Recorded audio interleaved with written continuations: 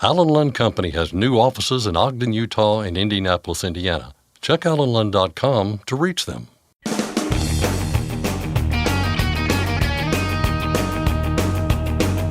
OOIDA, representing America's truckers since 1973, presents Landline Now with your host, Mark Reddick. Hurricane season comes along every year, but this year, forecasters are predicting a particularly active season. Over the years, we've learned a lot from how various storms have affected truckers, including many whose trucks ended up underwater. Those situations lead to a host of questions those truckers must answer. I'll discuss some of the factors involved with Tom Crowley of OOIDA's Compliance Department and Steve Ryan of CTCM, the company that manages insurance claims for OOIDA. Also on today's program, 4 states have taken action to change the rules for the use of the left lane on their highways. Meanwhile, California wants to make it easier to pass certain local ballot questions, including those that apply to transportation. Scott Thompson gets the details from our state legislative expert, Keith Goebel. But first, the news with Scott Thompson. Thanks, Mark. Our top story today, diesel prices continue to inch downward.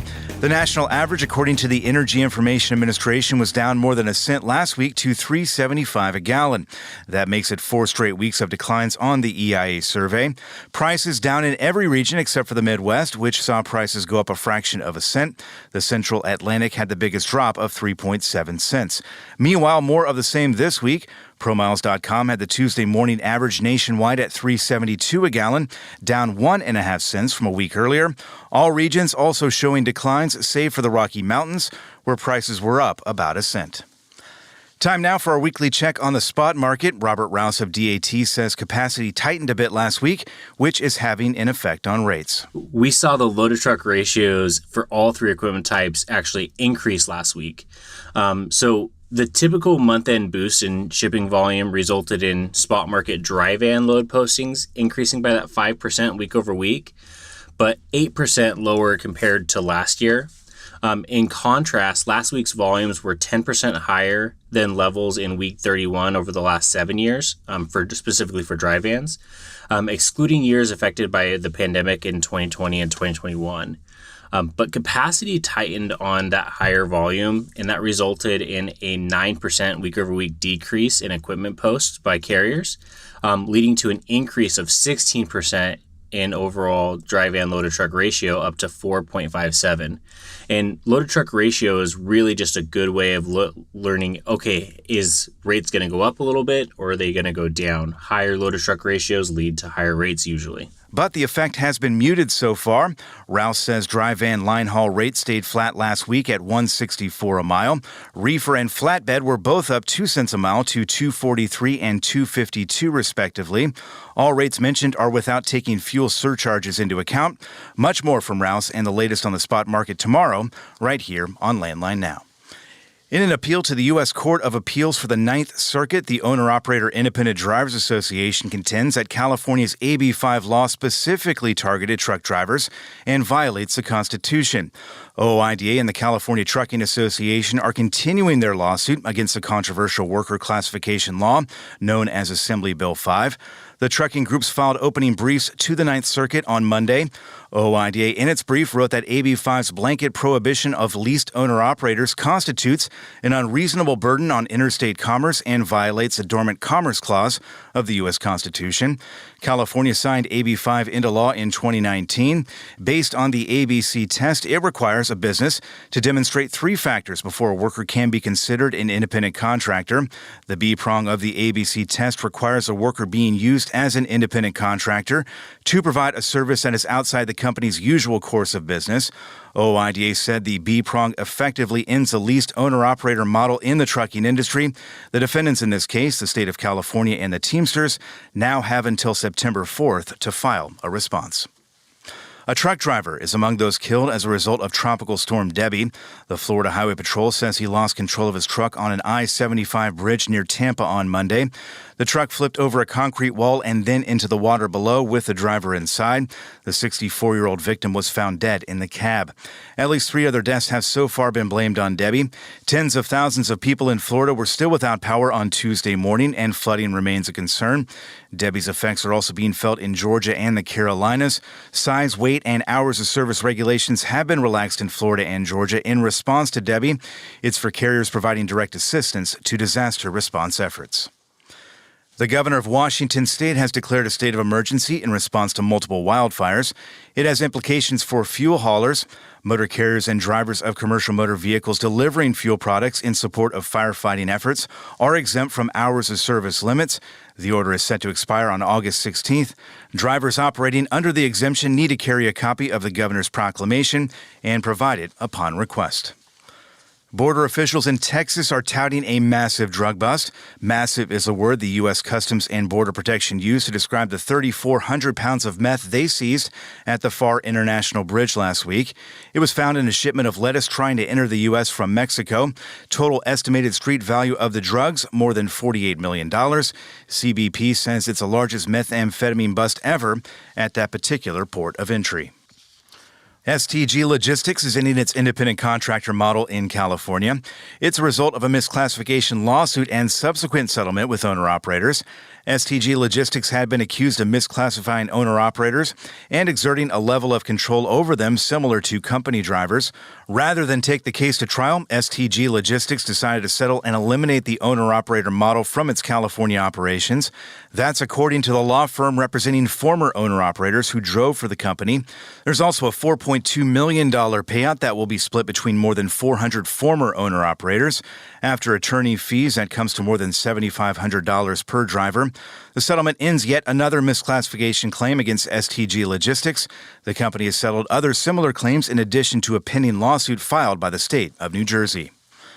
And finally, Aurora Innovation, the autonomous trucking company, just got an infusion of cash. A public stock offering this week yielded the company $483 million. What was initially advertised as a $350 million offering got boosted by demand. It's a welcome turn of events for Aurora, which had previously said it only had enough cash to operate through 2025. The company hopes to launch driverless trucks in Texas by the end of this year. That's Landline Now News for today. I'm Scott Thompson. Thanks, Scott. You can write a letter to your elected officials in Congress or look up contact information for lawmakers who represent you on the state and federal level by using the website fightingfortruckers.com. Again, that website, fightingfortruckers.com. Starting Thursday, Marty Ellis and OOIDA's tour truck, The Spirit of the American Trucker, will be at the Waupun Truckin' Show. That takes place in Waupun, Wisconsin. Stop in, say hi to Marty, and join OOIDA for a $10 discount. Registration is now open for OOIDA's Truck to Success seminar, which runs for 3 days starting October 22nd in Blue Springs, Missouri. Truck to Success features trainers both from OOIDA and elsewhere who provide a comprehensive course in what it takes to become and succeed as an owner-operator. The deadline to register to attend in person is October 1st. The deadline to register to attend by Zoom is October 21st. Participants who register before September 1st will receive $50 off, plus a 1-year membership to OOIDA for free. We'll have a link to more information at OOIDA.com. If a carrier, shipper, receiver, or broker tries to coerce you into violating the regulations, document what happened and then either call 1-888-DOT-SAFT or file a complaint online with the National Consumer Complaint Database. Again, that phone number is 1-888-DOT-SAFT or go online to the National Consumer Complaint Database. Next, I'll discuss preparing for hurricane season with Tom Crowley of OOIDA's Compliance Department and Steve Ryan of CTCM. I'm Mark Reddick, and this is Landline Now. Thanks for listening. Be sure to like and subscribe. If you want more content, go to landline.media to get updated news, information, and archived editions of our show. Once again, that's landline.media. Every year, 28 million people are trafficked globally. The Your Roads, Their Freedom campaign seeks to raise awareness in the transport industry. Truck and bus drivers, be vigilant on the roads. If you see something suspicious, text 233-733 or be free. Truckdown.com. Whenever you have a breakdown, you need Truckdown.com. 24/7 access to 40,000 verified heavy-duty repair vendors nationwide. Less weight, more freight. Truckdown.com. Firestone tires are for more of everything, with more durability for more miles and more confidence in your fleet. Firestone's tested tires help fleets save with value where it matters most. Learn more at bridgestonenationalfleet.com/4moremiles. It's tested and proven. Burn 2.1% less fuel when you balance all wheel ends with Centromatic. Call 800-523-8473 to get the OOIDA discount. Landline Now, welcome back. Hurricane season comes along every year, but this year, forecasters are predicting a particularly active year with up to 25 named storms and as many as 13 potentially becoming hurricanes. 7 of those, forecasters say, are likely to be major hurricanes. Now, that's not new. It happens every year. What is relatively new is that we've had experience in terms of hurricanes that affected significant numbers of truckers, including many whose trucks ended up underwater. And that creates a host of questions those truckers must answer. Since we are looking at an active hurricane season, we decided to talk about some of those factors so you have the knowledge you need before more of those storms affect the U.S. Here to discuss the topics involved are Tom Crowley of OOIDA's Compliance Department and Steve Ryan of CTCM, the company that manages insurance claims for OOIDA. Guys, thanks for joining me. Thank you. Glad to be here, Mark. So, after all of that verbose introduction, Steve, as I said, hurricane season is supposed to be particularly bad. When Hurricane Sandy years ago hit the East Coast, I recall we had a lot of members who had trucks that were flooded out and they didn't know what to do. So let's start at the beginning. What is the first step someone should take if this kind of thing happens to them?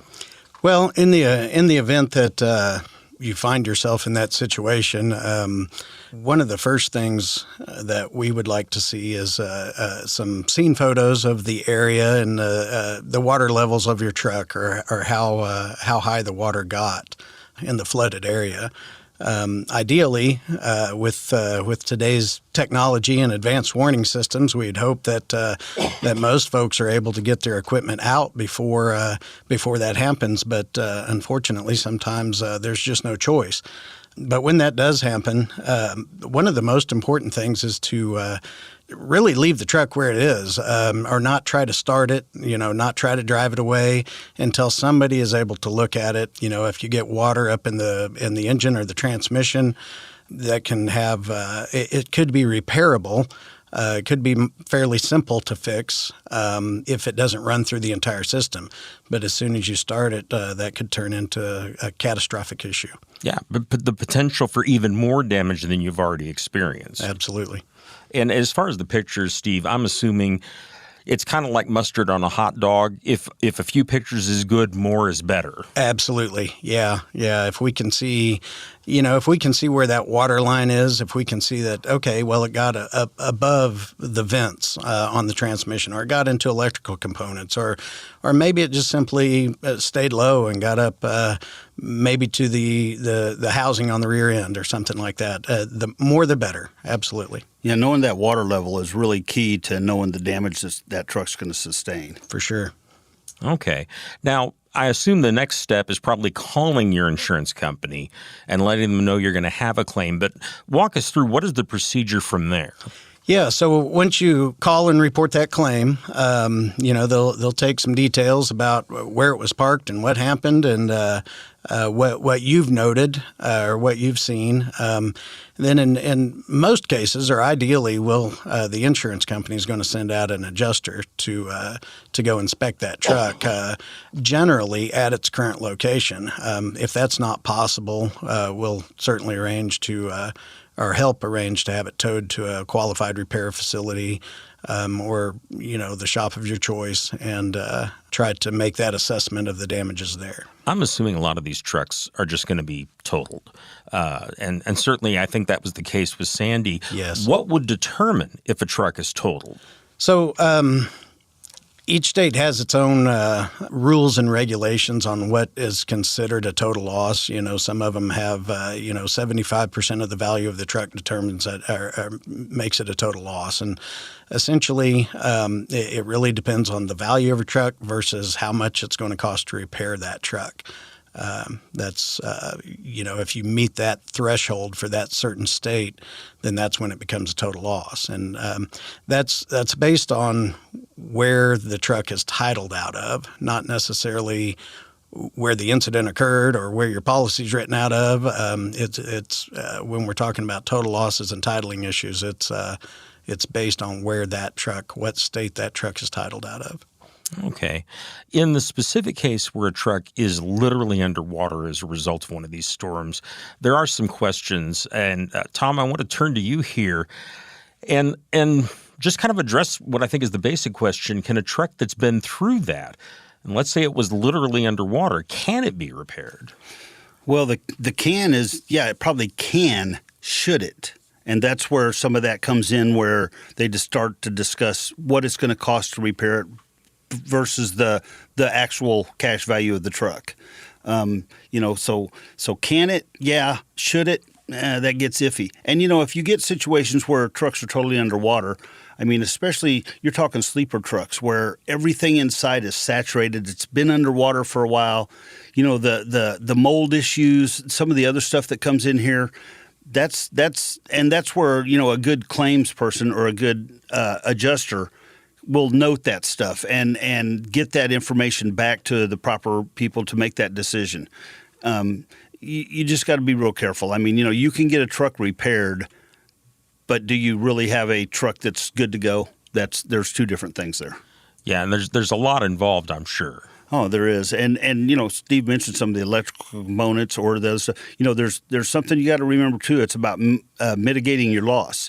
As an individual truck owner, you are required to do what it takes to lessen that loss.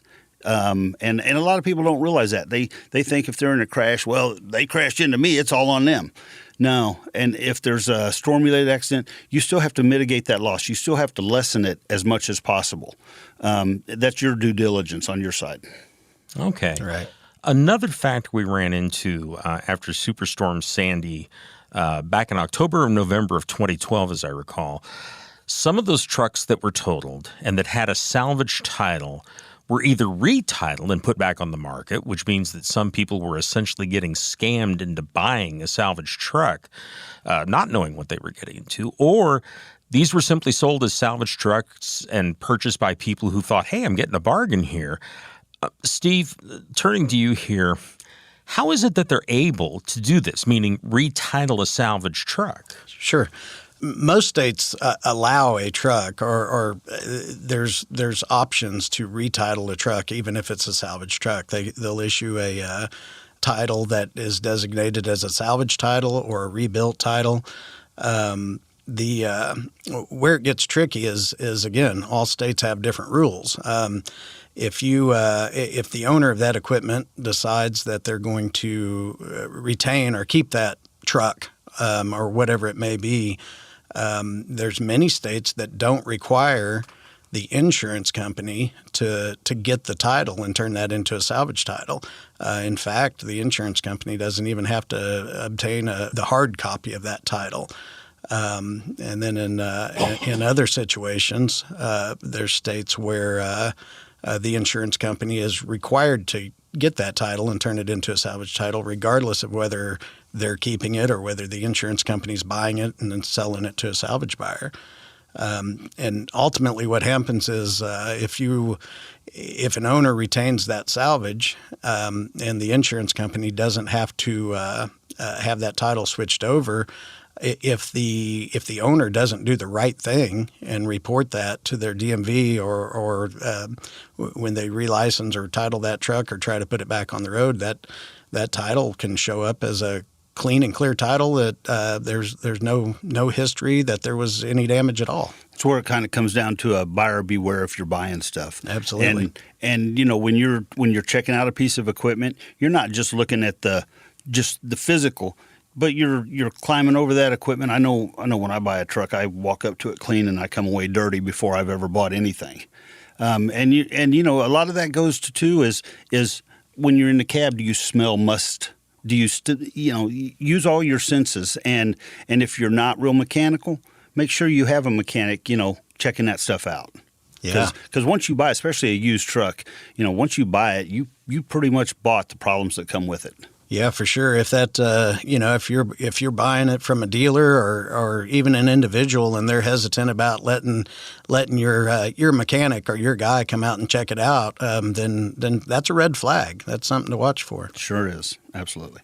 Is there a way after they've retitled these that you can tell if a truck has at one point had a salvage title? Well, so there's really no foolproof way. Like I said, in some instances where people are simply trying to hide it, it can be fairly simple to do. But the best thing you can do is do your research to try to protect yourself. And if that means running, a vehicle history report like a Carfax or whatever, those are helpful, but again, not foolproof because they're only as good as what's been reported to them. And that's the key there. If that information has not been reported, and if somebody retained the vehicle and it's not went through the proper channels to get, it may not be reported. So it still comes down to buyer beware. Be careful of what you buy, and just know that once you own it, you sign an as is or some other type of disclaimer, and it's yours. So know what you're getting. It becomes your problem. Yeah. Steve, one other thing I wanted to ask you about here, and that is the insurance angle. I mean, if you've got a truck and you're going to be out there, you've got to insure that vehicle. If you buy a salvage truck, can you insure it? I mean, is there some problem you might have with insurance? Well, there are a lot of insurance companies that will insure salvage vehicles. There might be some more steps you got to take. They're going to ask you a lot more questions. They're going to want proof or documentation that truck's been properly repaired. And then the other factor in that is if it is a salvage vehicle and you do have it under your physical damage insurance, you can expect or you can count on a pretty good reduction in the value of that equipment. Sometimes as high as 25%, just because it's a salvage vehicle or a rebuilt vehicle. We've got a couple of minutes left here in this segment. I do want to continue this conversation after that because there's a lot more to cover. But let's say it is a salvage title truck and you know it. Those trucks obviously are going to go, as you mentioned, Steve, for extremely low prices. And I can imagine someone thinking, hey, it's a bargain. Tom, what are some of the reasons maybe you should or should not do that? I mean, you've covered some of this, but I think it's worth kind of digging into a little further.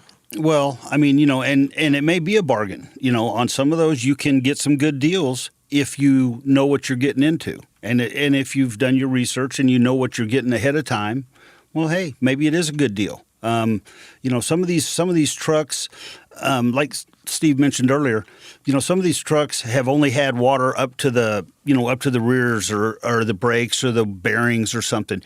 Pretty easy stuff to really to fix. Some of these trucks, they will get water. If you get up to the vents or up to some of the other areas, just know what you're getting. Some of these rebuilt trucks, rebuilt titles and stuff, they can be a good deal to the right people. If you're not mechanical, you're probably not the right person. Yeah, and I think with used trucks that are past a certain point, I think you kind of have to be mechanical, don't you? It definitely helps. I mean, if you're paying all your money to a shop to fix every little thing that goes wrong, that's tough. Adds up quick. Yeah, it does. Okay. Well, guys, like I said, I want to come back in a minute here and continue this conversation. Folks, I've been talking with Steve Ryan of CTCM, the company that manages insurance claims for OOIDA, and Tom Crowley of OOIDA's Compliance Department. And we're discussing some of the considerations that you have to have in mind as we look toward what may be a very, very active hurricane season. We'll be back in a moment with more. I'm Mark Reddick, and this is Landline Now.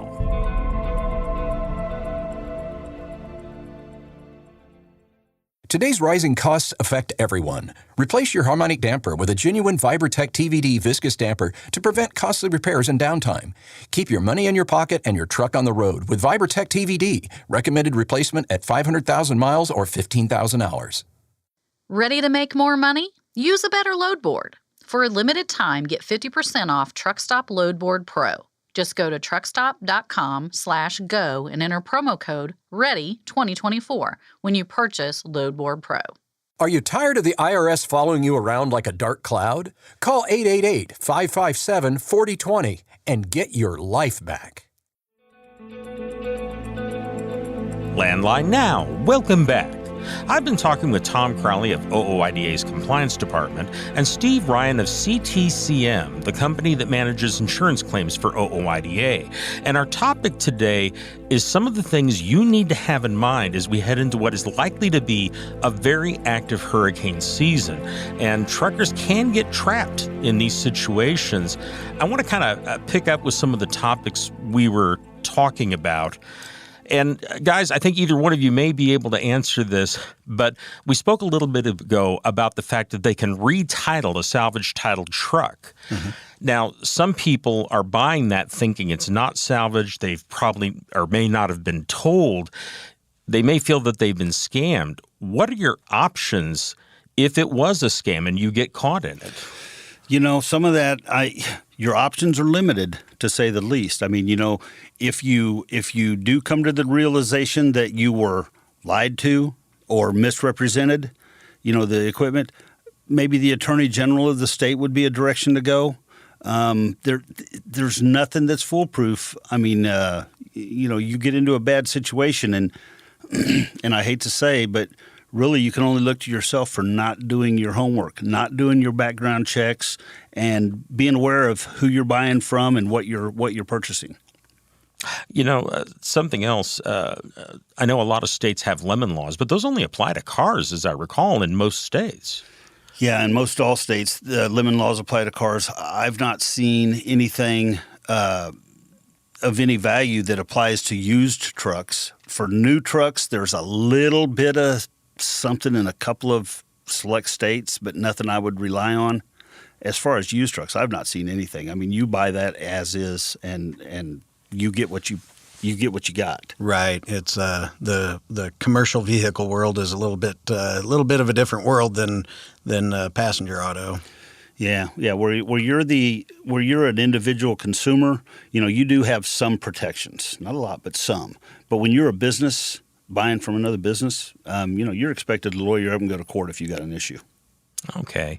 Are there other considerations with this, Steve, from the insurance or the claims perspective that people should keep in mind in terms of this situation where maybe you've been scammed? Well, the insurance company can only do so much. You know, they're there to put your equipment back in the position that it was prior. And if you've got something that has been an issue long before you even bought it, that's not something that the insurance company is going to be able to come in and fix. So now, there's a term for that, isn't there, called betterment? One of them insurance terms that people don't understand. Yeah, or pre-existing damage, betterment or pre-existing damage. And betterment is like depreciation. And the best way for me to describe that is like, you know, the wear on your tire. It's a wearable item. If you have 50% of the life left on your tire, the insurance company is going to pay for 50% of that tire.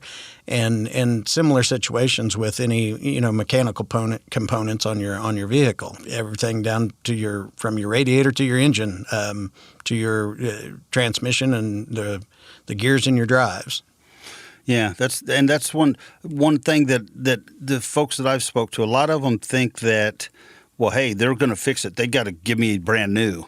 And if I've got a 95 Pete, those hoods they're high dollar, right? Absolutely. Yeah. But am I due a brand new hood on my 95 Pete? You didn't have a brand new hood on it when it was wrecked, and that's the way they look at it. It's we're putting it back in the condition that it was, and if those aftermarket or used parts are available, that's what they're going to use, and that's across the board. That's every insurance company. It is. A lot of folks that I've spoke to, they think they're due brand new, and I tell them, insurance is not a position that it's supposed to make you better than before, only put you back to where you were. It's not a repair fund. Yes. It's not, and there's only so much coverage. That's another issue. There's only so much coverage. So, a lot of folks have to run around underinsured. Yep. That causes some tough conversations, and a lot of it is just simply just educating yourself on how it works. It can change the course of your claim pretty quick. It can. It absolutely can. Let's turn to a little bit of a different topic here, but still something to deal with in these hurricane situations. And Tom, I remember this from Hurricane Katrina. We had truckers that were in the potential path of the storm. Some of them were definitely in the path, and they were stuck in a place out of hours. And I even recall a couple who called us and were told by enforcement not to move because they were out of hours, despite the fact that there's a major hurricane. I know we've had some changes to the hours of service dealing with adverse weather. Would that apply in this situation, and how would it apply? Well, yes and no. I mean, would it apply to an extent? Adverse weather condition, the exemption for that requires that a situation arose before you started your day, before you were dispatched. It's got to be something that you could not foreseeably know was going to happen. A freak ice storm, something like that. If it's a forecast, when some of these hurricanes start rolling up, especially the East Coast, you know about them days in advance, and you really need to kind of prepare for that. Now, I've spent a lot of years on the road myself. I know that you cannot, see days in advance exactly where you're going to be and what you're going to be doing. But I know we had the situation on the East Coast years back where there was a lot of trucks that got affected. Yes. And some of those folks probably could have foreseen what was coming and moved their equipment. There are others that they had freight on their truck that had a delivery time that they were trying to make, and they were trying to get in there before the hurricane and get out. And so adverse weather condition, that exemption for the hours of service, number one, I would say you have to do what makes you safe and alive. So you have to look at that first. But that said, the adverse weather conditions, if you were in one of these paths, I would say regardless, I would invoke that regulation and I would get out of that path. And then if later my safety guy wants to come back and ding me for it, or DOT pulls me over and wants to put me out of service for 10 hours for it, at least I'm still alive. For sure. And still have my truck. I'd rather pay a ticket or fight a ticket than the alternative. Yes, absolutely. So there are some regulations that could be invoked, but I wouldn't depend on anything other than your own common sense. And if there's an evacuation order, maybe get a copy of that if you can. Look it up online. That's where those things almost always are. And if there's an evacuation order or something like that, that's probably something you could say you did not foresee. Yeah. The hurricane's rolling up, but you don't know. Some of these situations, you don't know how bad it's going to be, if it's going to push a lot of water one way or another, or something. Some things are just still up to God. Right. But I think you should always plan for the worst in these situations and do whatever it takes to protect your life and your property.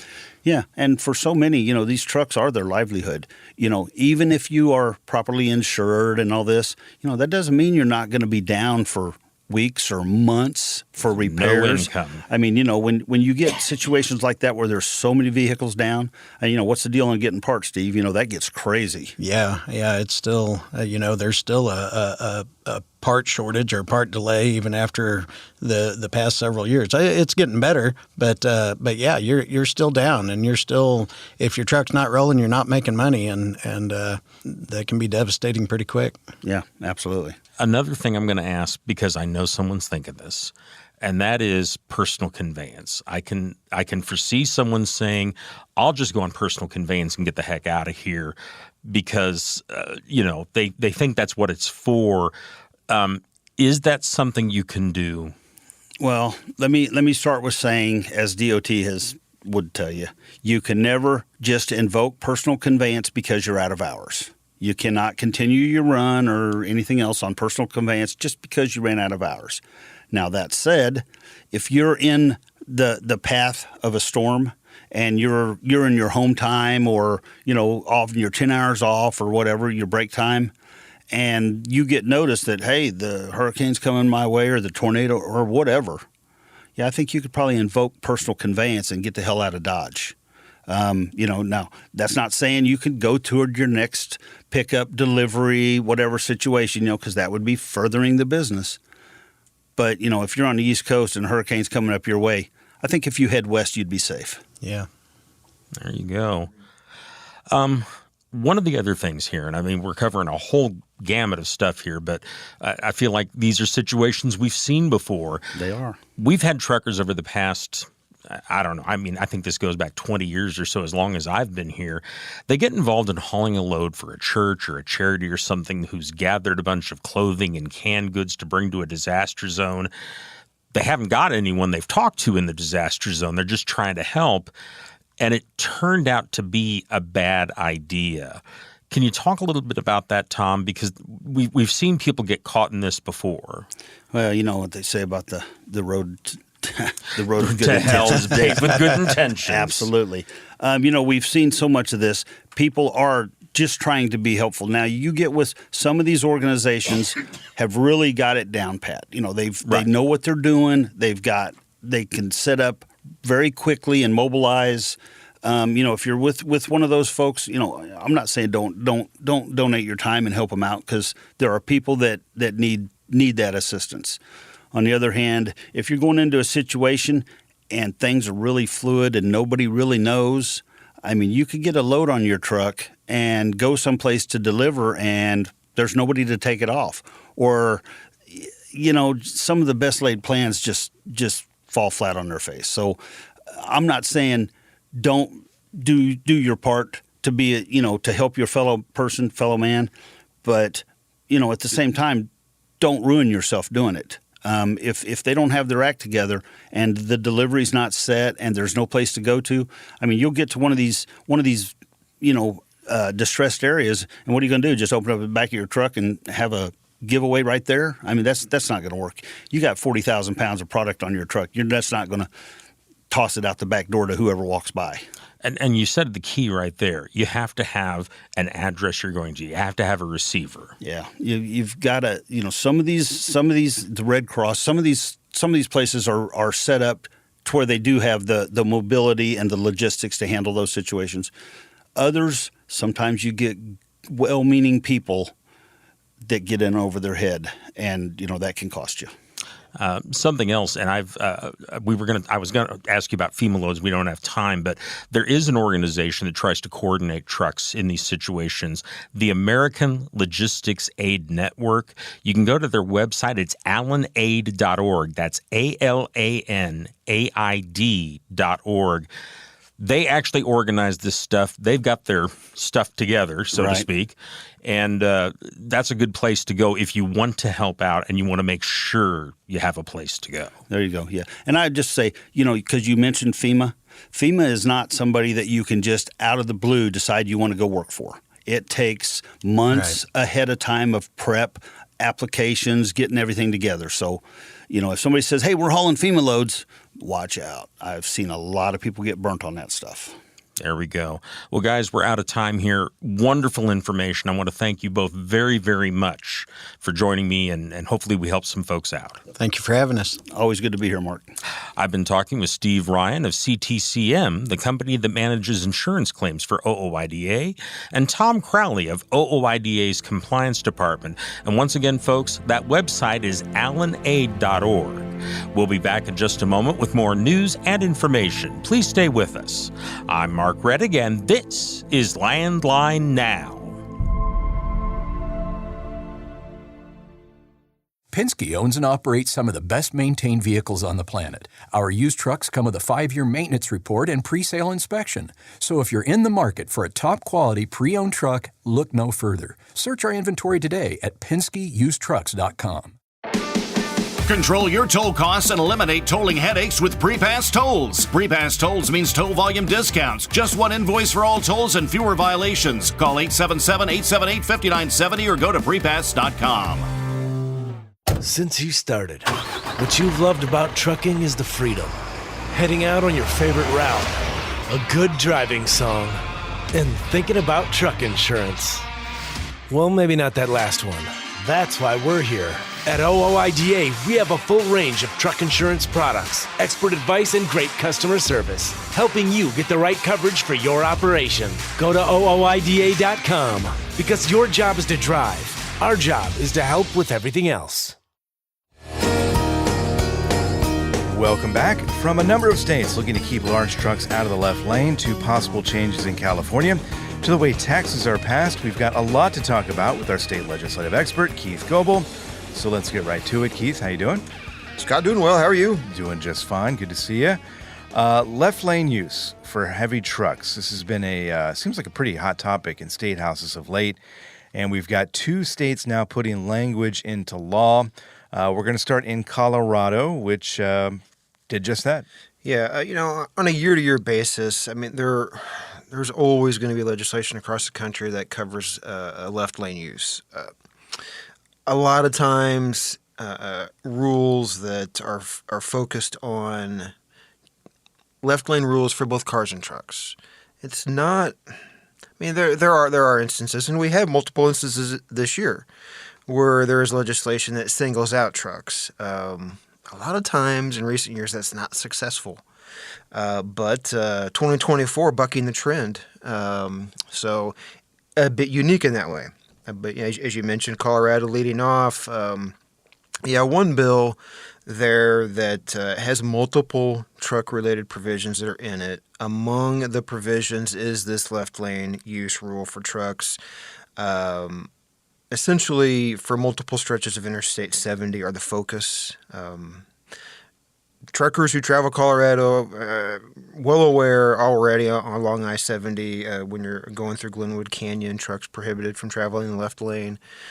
This new law, which is taking effect almost as we speak, it bars trucks from continuous travel in the left lane on stretches like Floyd Hill, Eisenhower Tunnel, Vail Pass, specifically those areas that we've highlighted, and a couple of others that have at least 3 lanes of travel in one direction are the focus, again, along those certain stretches of I-70. And I believe, and correct me if I'm wrong here, but this does not mean that heavy trucks cannot go in the left lane, right? They just can't stay in the left lane. Yeah, they included a provision that says, if you're driving a truck and you need to get in the left lane to pass, you can do that. But of course, they want you to stay to the right for all other instances. And violators, they're facing fines up to $100 if they are caught doing that. Colorado's one state, and we just mentioned there, a law going into effect this week. Kentucky, another one that looked at this issue and decided they were going to take some action too. Yeah, and their new law, it's been in effect for about a month or more. Kentucky law, they already require, all states have rules on left lane use as far as what exactly that is. Obviously, there's much variation. Kentucky's law has been requiring vehicles, if they're traveling below the speed limit, on any limited access highway that has least a 65 mile per hour speed limit. They're supposed to stay to the right. What this new law does is it prohibits, if you're a semi-trailer, truck, tractor, whatever, essentially applying to all large trucks, prohibited from accessing that far left lane. Much like Colorado, it has to be at least three lanes of travel in the same direction, but it is statewide. The Colorado rule, we're talking about specific areas along I-70, Kentucky. This is statewide. If it's got 3 lanes of travel, at least 3 lanes of travel in the same direction, you're driving a truck, you're supposed to stay to the right as much as possible. And real quick here, wrapping up our coverage of this topic, we had, and I use the past tense here, 2 states looking at this issue, Florida and Michigan, but one of them has bowed out of that conversation, right? Yeah, and one of the, what I was talking about at the beginning about on a year-to-year basis, there's going to be, states that are going to have rule changes that they're going to pursue as far as left lane use. It's going to apply to all vehicles. It's not really singling out one vehicle in our focus being trucks. In Florida, the legislation that would apply to all vehicles, a bill that called for forbidding any vehicle from continuously operating in the far left lane on Florida highways that have at least a 65 mile per hour speed limit. That was vetoed by the governor. The concern that he had provided was, if you're driving the speed limit and you've got a vehicle coming up upon you, you would have been in violation of the rule with this bill being signed into law. That was a concern. Overall, just kind of feeling that the bill was too broad, and that you could have had, even if there was no one behind you in the left lane, or there was just not much traffic, that technically you would be considered violation of the rule. That was a concern of his. And so, yeah, a couple of multiple reasons there that the governor provided for vetoing the bill. So we'll have to see if they continue with this for the 2025 session, slightly reworked. Who knows? In Michigan, of course, they already have multiple rules on usage of left lane. What their focus was with this bill that is still active, still working its way through the House. It's a House bill working its way through that chamber. Wanting to clarify that large trucks can't travel in the far left lane on freeways. There's some they feel like they need an enforcement clarification on this. Not really changing the rule, but trying to clarify exactly what the violation would be if you're traveling out in the left lane, you're driving a truck in Michigan. So, approaching it a little different, but still in effect, would be notable to drivers out there. We'll keep an eye on that one. Let's move out west here, Keith, to California, where this is maybe a little bit complicated, but there's a bid to change the power of ballot questions. It is complicated. Just okay, flat there out you say go. it. There you go. But they're looking to maybe change the power of ballot questions as they pertain to taxes. Walk us through what's going on out there. Yeah, I'll try to do that briefly. Yeah. Somewhat of Good luck. of an overview, but okay. Now in California, it's complicated, right? I mean, it goes without saying. So I've heard. Yep. But yeah, as far as getting tax questions approved that are on the ballot, the focus here being on local governments. Local governments can pursue a tax increase, either a general tax, or it could be a special tax. A special tax is going to go for specific purposes. A general tax can go for general government purposes, okay? But for passage, there is a difference in the percentage of the overall vote that the public would need to pass a bill by. If it's a specific tax, a special tax, you have to have 2/3 of the voters for approval. General tax, that only needs majority, 50%. What they're wanting to do with this ballot question is going to be on the statewide ballot, would lower that 66% threshold for a special tax to be approved. It would lower it to 55%, so make it easier for new or increased taxes in communities throughout the state. And of course, these can go for any and every type of item, such as infrastructure, which would include, streets, highways, transit, that sort of thing. So definitely something that California voters are going to have an opportunity, among other things, this fall on the topic of being least for our interest, transportation related. Well, and it would make it easier for those things to pass there in California. November 5th, obviously, Election Day in California, Election Day everywhere. So definitely get out and vote. And you've got a handy little guide on landline.media, right, for people that want to figure out how to do that. Absolutely. Providing some regular stories on the website. Obviously, our October issue of Landline will be coming out shortly, and that'll be our all-encompassing election handbook. There you go.